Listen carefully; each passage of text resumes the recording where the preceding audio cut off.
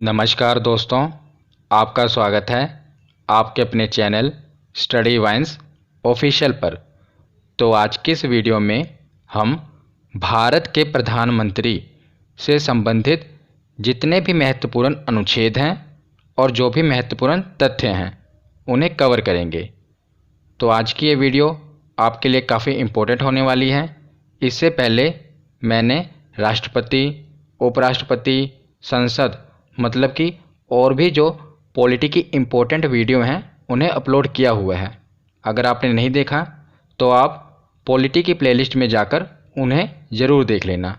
आज की इस वीडियो में हम प्रधानमंत्री से संबंधित जो भी महत्वपूर्ण अनुच्छेद हैं और जो मंत्रिपरिषद है उन्हें कवर करेंगे और लास्ट में प्रीवियस ईयर क्वेश्चन भी कवर करेंगे। इसीलिए पहले वीडियो को देखना और लास्ट में प्रीवियस ईयर क्वेश्चन भी अटेम्प्ट करना। इसके बाद आपका इस टॉपिक से क्वेश्चन गलत नहीं होगा। तो चलिए बिना देरी किए हुए वीडियो को शुरू करते हैं। तो चलिए वीडियो को शुरू करते हैं।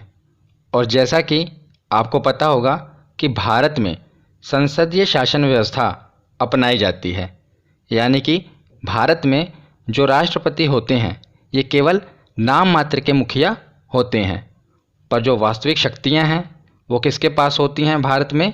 तो प्रधानमंत्री के पास। प्रधानमंत्री ही अपने मंत्रिपरिषद के साथ मिलकर सरकार चलाते हैं। तो भारत में वास्तविक प्रमुख कौन है? तो प्रधानमंत्री। और नाम मात्र के प्रमुख कौन है? तो राष्ट्रपति। तो वास्तविक प्रमुख हैं प्रधानमंत्री। तो इसीलिए आज हम प्रधानमंत्री से संबंधित जो भी इनकी शक्तियां हैं, कार्य हैं, महत्वपूर्ण अनुच्छेद हैं उन्हें पढ़ते हैं। प्रधानमंत्री को डिटेल में पढ़ने से पहले हम मंत्रिपरिषद और मंत्रिमंडल इसमें अंतर क्या है इसे समझ लेते हैं, क्योंकि मंत्रिपरिषद का जिक्र आगे बार बार होगा। इसीलिए हम पहले ही समझ लेते हैं कि मंत्रिपरिषद क्या होता है। तो मंत्रिपरिषद, जिसे इंग्लिश में कहते हैं काउंसिल ऑफ मिनिस्टर्स, तो मंत्रिपरिषद में 3 प्रकार के मंत्री होते हैं। पहले कैबिनेट मंत्री, दूसरे राज्य मंत्री और तीसरे उपमंत्री। तो कैबिनेट मंत्री कौन होते हैं? कैबिनेट मंत्री सरकार के प्रमुख मंत्रालय जैसे कि रक्षा मंत्रालय, वित्त मंत्रालय, गृह मंत्रालय आदि जो भी प्रमुख मंत्रालय होते हैं ये उनके प्रमुख होते हैं, यानी कि ये अपने अपने मंत्रालय के प्रमुख होते हैं और यह अपने विभाग संबंधी यानी कि अपने मंत्रालय संबंधी जो भी निर्णय लेते हैं वो स्वयं लेते हैं। जैसे कि जो गृह मंत्रालय है इसके मंत्री कौन है, यानी कि इसके कैबिनेट मंत्री कौन है? तो वो हैं अमित शाह। ये गृह मंत्रालय के कैबिनेट मंत्री हैं, यानी कि गृह मंत्री हैं। तो जो गृह मंत्रालय का कोई भी डिसीज़न होगा, निर्णय होगा, ये कौन लेगा? तो अमित शाह लेंगे। यानी कि हम कह सकते हैं जो कैबिनेट मंत्री होते हैं ये मंत्रिपरिषद के टॉप लेवल के मंत्री होते हैं, ये याद रखिएगा। तो कैबिनेट मंत्री के बाद देखते हैं राज्य मंत्री। तो जो राज्य मंत्री होते हैं ये कैबिनेट मंत्री के सहायक मंत्री होते हैं, क्योंकि जो कैबिनेट मंत्री होते हैं ये प्रमुख जो भी मंत्रालय हैं उनके प्रमुख होते हैं ना। तो इतने बड़े मंत्रालय का जो कार्यभार है वो अकेले ये कैसे संभाल पाएंगे, इसीलिए इनकी सहायता के लिए राज्य मंत्री होते हैं। तो राज्य मंत्री नाम सुनकर ऐसा लगता है कि हर राज्य का एक मंत्री होगा, पर नहीं, राज्य मंत्री का काम सिर्फ कैबिनेट मंत्री की सहायता करना है। जैसे आप समझते हैं कि जो गृह मंत्रालय है उसके जो कैबिनेट मंत्री हैं वो अमित शाह हैं, तो उनकी सहायता के लिए एक राज्य मंत्री होगा, यानी कि जितने कैबिनेट मंत्री होंगे उनकी सहायता के लिए एक राज्य मंत्री होगा जो उनकी सहायता करेंगे। तो याद रखिएगा कैबिनेट मंत्री की सहायता के लिए राज्य मंत्री को नियुक्त किया जाता है। और याद रखिएगा राज्य मंत्री 2 प्रकार के होते हैं। एक तो राज्य मंत्री वो होते हैं जो कैबिनेट मंत्री की सहायता करते हैं और दूसरे राज्य मंत्री स्वतंत्र प्रभार वाले होते हैं। तो स्वतंत्र प्रभार का क्या मतलब है? जो ये राज्य मंत्री हैं इनके ऊपर किसका भार है? तो कैबिनेट मंत्री का भार है, पर ये राज्य मंत्री कैबिनेट मंत्री के भार से स्वतंत्र हैं। तो ये राज्य मंत्री कब नियुक्त किए जाते हैं? तो जो कुछ छोटे छोटे मंत्रालय होते हैं उनका कार्यभार राज्य मंत्री स्वतंत्र प्रभार को सौंप दिया जाता है। यानी कि जहाँ पर राज्य मंत्री स्वतंत्र प्रभार को नियुक्त किया जाता है, इनके ऊपर कोई कैबिनेट मंत्री नहीं होता। कुछ छोटे छोटे मंत्रालय हैं जिनकी देखरेख राज्य मंत्री स्वतंत्र प्रभार को सौंप दी जाती है, और इनकी जो शक्तियाँ होती हैं और जो कार्य होता है वो कैबिनेट मंत्री की भांति ही ये स्वतंत्र रूप से कार्य कर सकते हैं, और अपने जो मंत्रालय जो इनको सौंपा गया है, जो छोटा मोटा मंत्रालय, उसका ये डिसीजन खुद ले सकते हैं, क्योंकि इनके ऊपर कैबिनेट मंत्री का कोई कार्यभार नहीं है। याद रखिएगा, एक राज्य मंत्री होते हैं जो कैबिनेट मंत्री की सहायता करते हैं, उनके सहायक होते हैं, पर जो निर्णय है वो कैबिनेट मंत्री ही लेगा, पर उसकी सहायता करेंगे राज्य मंत्री। और जो राज्य मंत्री स्वतंत्र प्रभार वाले हैं, ये खुद डिसीजन ले सकते हैं अपने मंत्रालय का। याद रखिएगा। तो कैबिनेट मंत्री, राज्य मंत्री, इसके बाद तीसरे मंत्री हैं उप मंत्री। तो उप मंत्री का क्या काम है? उप मंत्रियों का काम है कि जो कैबिनेट मंत्री हैं और जो राज्य मंत्री हैं, इनकी सहायता करना। जिस प्रकार राज्य मंत्री कैबिनेट मंत्री की सहायता करते हैं, उसी प्रकार जो उप मंत्री हैं, ये कैबिनेट मंत्री और राज्य मंत्री, इनकी प्रशासनिक, राजनीतिक और संसदीय कार्य में सहायता के लिए इन्हें नियुक्त किया जाता है। यानी कि जो टॉप लेवल के मिनिस्टर हैं, ये हैं कैबिनेट मंत्री, उनसे नीचे आएंगे राज्य मंत्री और उनसे नीचे आएंगे उप मंत्री। तो इन्हीं को मिलाकर मंत्री परिषद बनता है। और इनके अध्यक्ष कौन होते हैं? तो वो तो प्रधानमंत्री ही होंगे, वो इनके अध्यक्ष हैं, और बाकी ये उनके मंत्री परिषद में आ जाते हैं, कैबिनेट मंत्री, राज्य मंत्री और उप मंत्री। तो मंत्री परिषद तो हमने देख लिया। ये मंत्रिमंडल क्या होता है? तो जो मंत्रिमंडल होता है, ये मंत्री परिषद का ही छोटा रूप है। मंत्री परिषद में हमने कैबिनेट मंत्री, राज्य मंत्री और उप मंत्री, इन तीनों को देखा। पर इनमें से जो सबसे बड़े यानी कि टॉप लेवल के मिनिस्टर कौन से हैं, जो अपना डिसीजन यानी कि अपने विभाग का निर्णय स्वयं लेते हैं? तो ये है कैबिनेट मंत्री। तो कैबिनेट मंत्री और प्रधानमंत्री तो होंगे ही, इनको मिलाकर बनता है मंत्रिमंडल। तो ये मंत्री परिषद का ही छोटा रूप है, जिसमें प्रधानमंत्री अपने कैबिनेट मंत्री, जो कि प्रमुख मंत्रालय हैं, जैसे कि वित्त मंत्रालय, गृह मंत्रालय। गृह मंत्रालय के कैबिनेट मंत्री कौन हो गए? अमित शाह। वित्त मंत्रालय हो गया निर्मला सीतारमण, रक्षा मंत्रालय। इसी प्रकार जो प्रमुख कैबिनेट मंत्री हैं और उनके साथ प्रधानमंत्री को जोड़ दिया जाए तो इसको हम मंत्रिमंडल कहेंगे।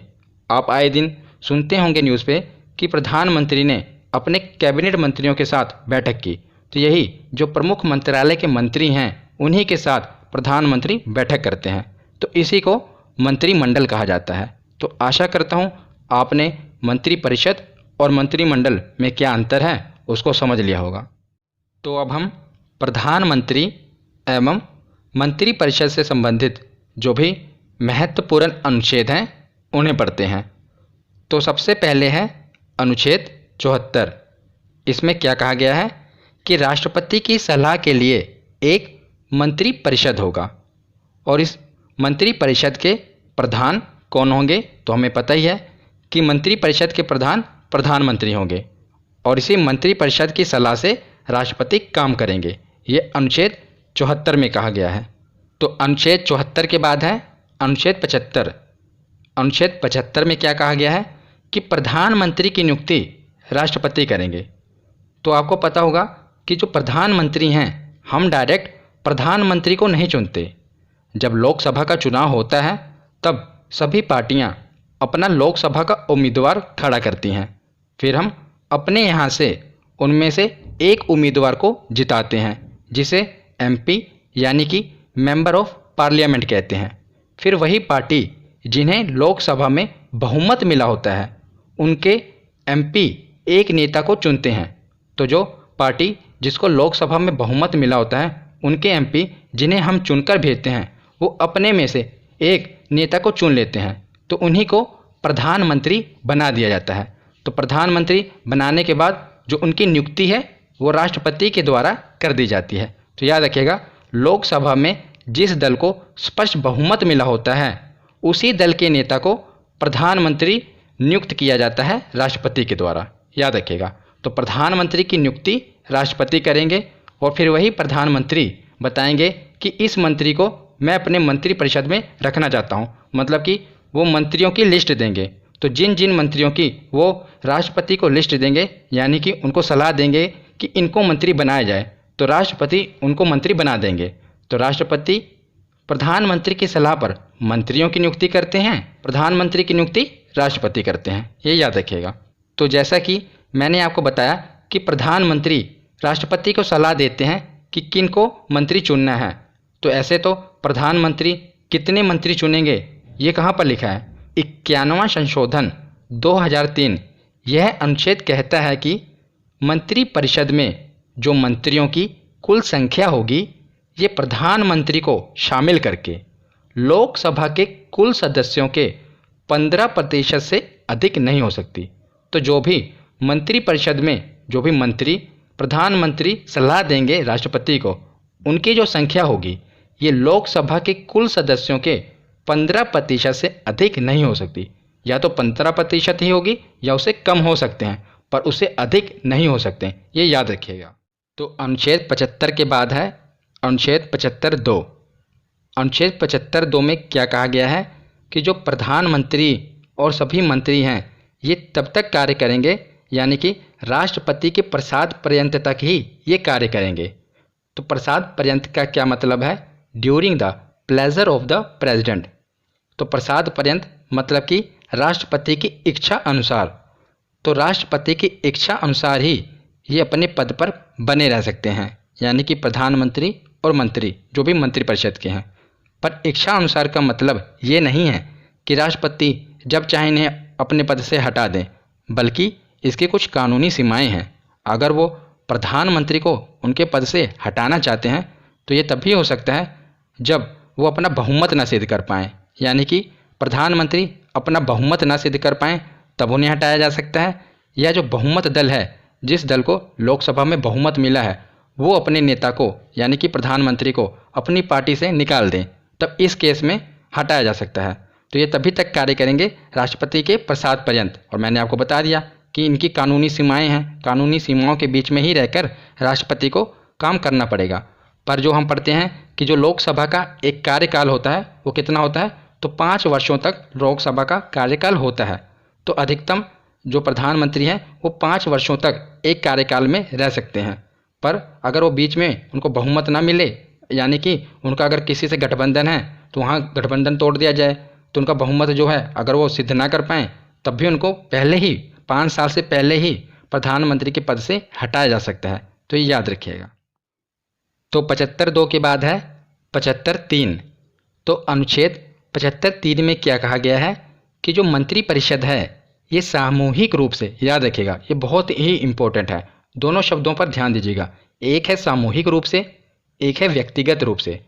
तो जो मंत्रिपरिषद है ये सामूहिक रूप से लोकसभा के प्रति उत्तरदायी होगा। जब पूछा जाए कि सामूहिक रूप से, तो ये लोकसभा के प्रति उत्तरदायी होगा। पर अगर बात आए व्यक्तिगत रूप से, तो जो मंत्रिपरिषद हैं ये व्यक्तिगत रूप से राष्ट्रपति के प्रति उत्तरदायी होंगे। याद रखिएगा, दोनों ही याद रखिएगा। सामूहिक रूप से मंत्रिपरिषद लोकसभा के प्रति उत्तरदायी होगा, पर व्यक्तिगत रूप से जो मंत्रिपरिषद है ये राष्ट्रपति के प्रति उत्तरदायी होगा। राष्ट्रपति के प्रति उत्तरदायी क्यों होगा? क्योंकि जो राष्ट्रपति है ये तो हमारे, आपको पता है, ये प्रमुख हैं, इन्हीं को तो ये मंत्रिपरिषद सलाह देते हैं। मंत्रिपरिषद की सलाह पर ही तो राष्ट्रपति काम करते हैं।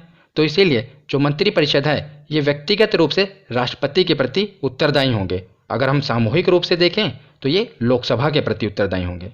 तो अनुच्छेद 75(3) के बाद अगला अनुच्छेद है अनुच्छेद 75(4). तो इसमें क्या कहा गया है कि पद ग्रहण से पूर्व प्रधानमंत्री सहित जो भी प्रत्येक मंत्री हैं वो राष्ट्रपति के सामने पद और गोपनीयता की शपथ लेंगे।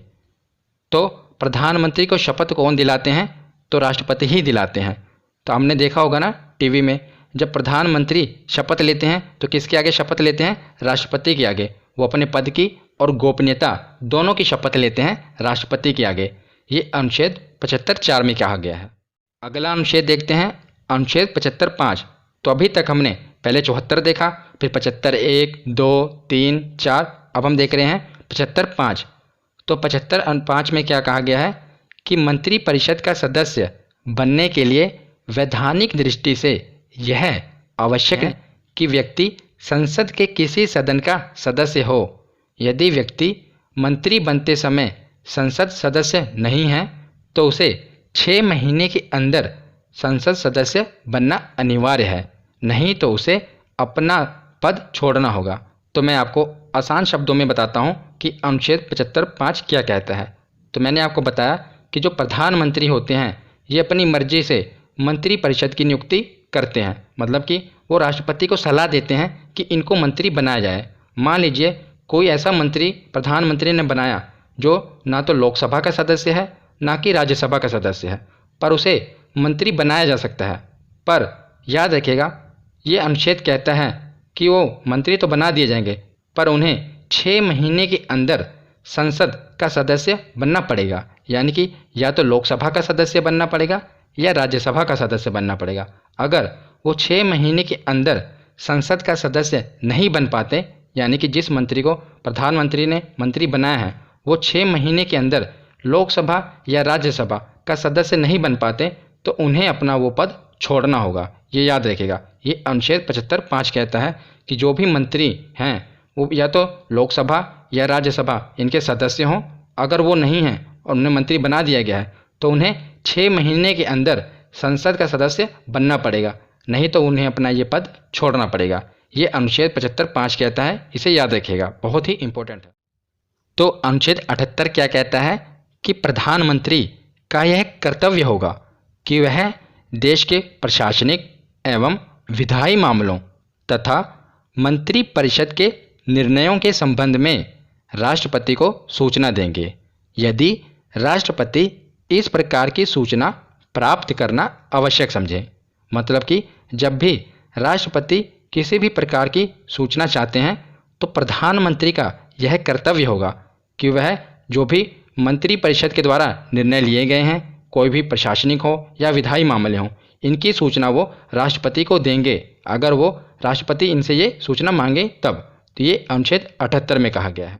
तो प्रधानमंत्री के संबंधित जितने भी महत्वपूर्ण अनुच्छेद थे ये हमने पढ़ लिए। अब हम प्रधानमंत्री संबंधित जो भी महत्वपूर्ण तथ्य हैं जो कि सीधा ही एग्ज़ाम में पूछ ले जाते हैं उन्हें पढ़ते हैं। तो पहला है कि प्रधानमंत्री किसी भी मंत्री को त्यागपत्र देने अथवा राष्ट्रपति को उसे बर्खास्त करने की सलाह दे सकते हैं। तो प्रधानमंत्री ने अपनी मर्जी से ही मंत्रिपरिषद चुना था, तो किसी भी मंत्री को वो चाहे तो उसका त्यागपत्र देने के लिए राष्ट्रपति को उसे बर्खास्त करने की सलाह दे सकते हैं। याद रखिएगा। आगे देखते हैं कि प्रधानमंत्री मंत्रिपरिषद का प्रमुख होता है, ये तो हमने पढ़ ही लिया था। अतः जब प्रधानमंत्री त्यागपत्र देता है अथवा उसकी मृत्यु हो जाती है तो जो मंत्रिपरिषद है यह स्वयं ही विघटित हो जाएगा और अन्य मंत्री भी कोई कार्य नहीं कर पाएगा। तो इसमें क्या कहा गया है कि जब भी प्रधानमंत्री या तो इनकी मृत्यु हो जाए या ये त्यागपत्र दे दें तो इनका जो पद है वो खाली हो जाएगा। तो इनका जो मंत्रिपरिषद है वो भी जो मंत्री हैं उनके वो भी पद पर नहीं बने रह पाएंगे। क्यों? जब इनका प्रधान जो इनका मुखिया था वो ही अपने पद पर नहीं है, उन्होंने त्यागपत्र दे दिया या उनकी मृत्यु हो गई, अब प्रधानमंत्री अपने पद पर नहीं है, तो जो इनके मंत्री थे कैबिनेट मंत्री, राज्य मंत्री, उप मंत्री, ये मंत्री भी अपने पद पर नहीं रह पाएंगे, ये भी विघटित हो जाएंगे और कोई भी मंत्री कार्य अपने पद पर नहीं कर सकता, ये इसमें कहा गया है। तो इस केस में क्या होगा कि राष्ट्रपति लोकसभा में जिस दल का स्पष्ट बहुमत होगा उसे बुलाएंगे और उसे कहेंगे आप अपने नेता को चुन लीजिए, उसे हम प्रधानमंत्री नियुक्त कर देंगे। तो लोकसभा में जिस भी दल का स्पष्ट बहुमत होगा उसी दल के नेता को प्रधानमंत्री नियुक्त कर दिया जाएगा। तो इस केस में जैसे कि मान लीजिए एक्स पार्टी है, उसके प्रधानमंत्री ने त्यागपत्र दे दिया, तो अब राष्ट्रपति क्या करेंगे, जो भी एक्स पार्टी है उसे बुलाएंगे, कहेंगे आपका जो नेता था उसने तो त्यागपत्र दे दिया, अभी आपका बहुमत है, आप चाहें तो किसी अन्य नेता को चुन लें। तो अभी एक्स पार्टी का लोकसभा में बहुमत है, तब वो क्या करेंगे, किसी अन्य नेता को चुन लेंगे, तब वो जो अन्य नेता है दूसरे वाले नेता को प्रधानमंत्री नियुक्त कर दिया जाएगा राष्ट्रपति के द्वारा। अब जो नए प्रधानमंत्री हैं वो चाहें तो जो पुराना मंत्रिपरिषद है उन्हीं मंत्रियों को चुन लें कि यही मेरा मंत्रिपरिषद रहेगा। अगर वो चाहें तो नया मंत्रिपरिषद भी चुन सकते हैं कि अब मैं कुछ बदलाव करना चाहता हूँ, नए मंत्रियों को चुनना चाहता हूँ, तो मंत्रिपरिषद में बदलाव होगा या नहीं होगा ये नए प्रधानमंत्री ही चुनेंगे, क्योंकि प्रधानमंत्री की ही सलाह से राष्ट्रपति मंत्रियों की नियुक्ति करते हैं। ये हमने पढ़ लिया था। तो आशा करता हूँ आपको ये पॉइंट क्लियर हो गया होगा। तो आगे देखते हैं कि प्रधानमंत्री जो हैं ये नीति आयोग, राष्ट्रीय विकास परिषद, राष्ट्रीय एकता परिषद, अंतर्राज्यीय परिषद और राष्ट्रीय जल संसाधन परिषद, इनके भी अध्यक्ष होते हैं। तो ये पूछ लिया जाएगा कि बताइए राष्ट्रीय विकास परिषद का अध्यक्ष कौन होता है? तो इसका आंसर क्या होगा? प्रधानमंत्री। तो ये जितने भी आयोग और परिषद हैं इनके अध्यक्ष प्रधानमंत्री ही होते हैं, याद रखिएगा। तो आगे है कि भारत का प्रधानमंत्री बनने के लिए न्यूनतम आयु कितनी होनी चाहिए, कि मिनिमम एज कितनी होनी चाहिए भारत का प्रधानमंत्री बनने के लिए? तो ये है 25 वर्ष, याद रखिएगा।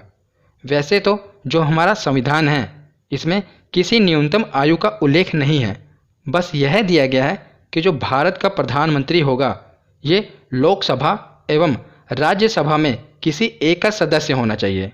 तो ऐसी स्थिति में अगर वह लोकसभा का सदस्य होगा तो लोकसभा में न्यूनतम आयु कितनी होती है लोकसभा का सदस्य बनने के लिए? तो 25 वर्ष। अगर राज्यसभा का सदस्य होगा तो 30 वर्ष। तो 30 वर्ष और 25 वर्ष में 25 वर्ष न्यूनतम है, इसीलिए हम भारत का प्रधानमंत्री बनने के लिए जो न्यूनतम आयु मानते हैं वो 25 वर्ष मानते हैं। क्योंकि जो लोकसभा का सदस्य है ये भी प्रधानमंत्री बन सकता है और राज्यसभा का सदस्य भी प्रधानमंत्री बन सकता है, पर जो लोकसभा की न्यूनतम आयु है ये 25 वर्ष है और राज्यसभा की 30 वर्ष है। तो इस केस में जो न्यूनतम होगी वो 25 वर्ष होगी। इसीलिए हम कहते हैं कि जो भारत का प्रधानमंत्री है इसकी बनने की जो न्यूनतम आयु है ये 25 वर्ष है और हमारे एग्जाम में भी 25 वर्ष ही पूछा जाता है, तो याद रखिएगा।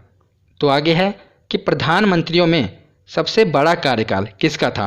तो हमारे जो प्रथम प्रधानमंत्री थे पंडित जवाहरलाल नेहरू, इनका जो कार्यकाल था ये सभी प्रधानमंत्रियों में सबसे ज़्यादा था। कितना था? तो 16 वर्ष 9 महीने और 12 दिन तक ये अपने प्रधानमंत्री के पद पर रहे थे पंडित जवाहरलाल नेहरू जी।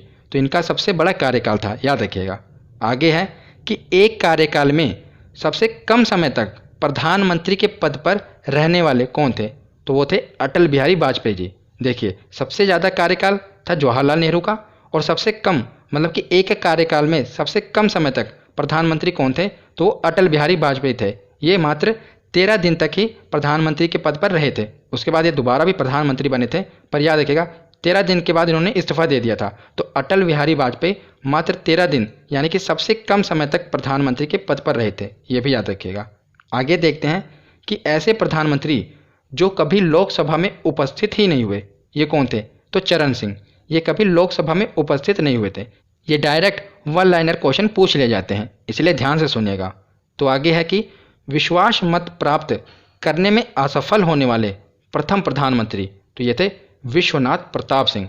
तो देखिए विश्वास और विश्वनाथ, तो ये देखिए थोड़ा सा मैच कर रहा है ना, विश्वास विश्व, ये भी आगे विश्व आ रहा है, तो इसे आप लिंक करके इसे याद रख सकते हैं कि विश्वास मत प्राप्त करने में असफल होने वाले प्रथम प्रधानमंत्री कौन थे? तो विश्वनाथ प्रताप सिंह थे, याद रखिएगा। तो आगे है कि सबसे अधिक उम्र में प्रधानमंत्री बने और उसके आगे है कि सबसे कम उम्र में प्रधानमंत्री बने। तो सबसे अधिक उम्र में प्रधानमंत्री बने थे मोरारजी देसाई। बहुत ही इंपॉर्टेंट है कि सबसे अधिक उम्र में प्रधानमंत्री कौन बने थे? मोरारजी देसाई। तो इसे याद भी ऐसे भी आप रख सकते हैं कि देखिए इसके आगे है मोर, इंग्लिश में लिखेंगे तो MORE मोर। मोर का मतलब क्या होता है? अधिक या ज़्यादा।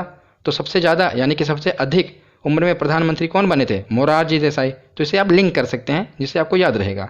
और सबसे कम की बात करें तो वो थे राजीव गांधी। ये सबसे युवा प्रधानमंत्री बने थे हमारे भारत के, दोनों ही याद रखिएगा। तो उसके बाद है कि भारत के प्रथम गैर कांग्रेसी प्रधानमंत्री कौन थे? तो ये भी मोरारजी ही देसाई थे, यानी कि सबसे अधिक उम्र और पहले गैर कांग्रेसी प्रधानमंत्री मोरारजी देसाई थे, याद रखिएगा। आगे है कि भारत में 3 प्रधानमंत्री की मृत्यु उनके कार्यकाल के ही दौरान हो गई, यानी कि जब वो प्रधानमंत्री के पद पर थे तभी उनकी मृत्यु हो गई थी। तो कौन कौन है? पहले हैं जवाहरलाल नेहरू जी, दूसरे लाल बहादुर शास्त्री और तीसरे श्रीमती इंदिरा गांधी। तो इन तीनों की मृत्यु अपने प्रधानमंत्री के पद पर रहते ही हो गई थी। और याद रखिएगा जो इंदिरा गांधी थी ये भारत की प्रथम महिला प्रधानमंत्री थी। प्रथम महिला प्रधानमंत्री के बारे में पूछा जाए तो ये कौन थी? तो श्रीमती इंदिरा गांधी थी, याद रखिएगा। थ्योरी सेक्शन हमने पढ़ लिया। अब हम प्रीवियस ईयर क्वेश्चन देखते हैं कि हमारे कितने प्रश्न सही होते हैं। तो पहला प्रश्न है कि प्रधानमंत्री की नियुक्ति कौन करता है? तो प्रधानमंत्री की नियुक्ति कौन करता है? हमने पढ़ा था राष्ट्रपति करते हैं।